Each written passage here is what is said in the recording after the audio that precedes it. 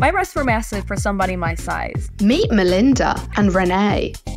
Both struggled with large breasts growing up, so much so, they decided to take action. Growing up, I always had bigger boobs. They got really, really big towards the end of high school. It became pretty unmanageable. Renee's breast size was causing her a lot of back pain. My health started declining. I went and saw a bunch of chiropractors. I had massages done. I had MRIs, and nobody could really figure out what was really going on. After deciding to have a breast reduction, her surgeon told her the root cause of her migraines could be her breasts. I was originally an H cup, and I ended up going to a D cup. Following her surgery, Renee was overcome with emotion. I just started crying when I woke up from surgery, and the nurse was like, "Are you okay?" And I was like, "Yeah, I just feel so relieved." It took some time to get used to seeing her body in a different light. I remember seeing my full torso for the first time. My boobs used to lay on my stomach, and I could actually see that part of my body, which was something that I had never seen before. But the surgery did completely change her life. I don't have my back pain or my shoulder pain or my neck pain anymore. Also dealing with the drawbacks of having big breasts was Melinda.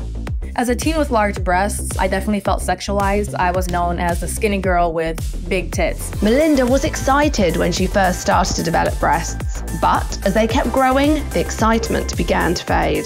It really made me insecure because it felt like no matter who I was talking to, they were always staring at my chest. Melinda was 21 when her breasts began to affect her daily life. I used to get rashes, my bra used to dig into my shoulders and right here. It just caused a lot of unnecessary pain. And giving birth to her son affected her breasts even more. During my pregnancy, they went from a double D cup to an H cup. And then after my milk supply dried out, instead of them shrinking back down to size, they just deflated and sat. I had just stepped out of the shower and I looked at myself in the mirror and I just burst into tears because I absolutely hated what I saw. This proved to be the catalyst which led her to having breast reduction surgery. My breast reduction improved my life. I can finally live without being in pain. I can go braless without my breasts hurting me at the end of the night. To all of those who have been impacted by big breasts, this pair have some words of advice for women out there. In the world, there is this idea that every woman's boob should be perfect and this size, and one shouldn't be bigger than the other. I personally just believe that anybody should do whatever they want to do. To anyone who is thinking about having a breast reduction, it has by far been one of the best decisions I've ever made in my life. I am seen. Are you?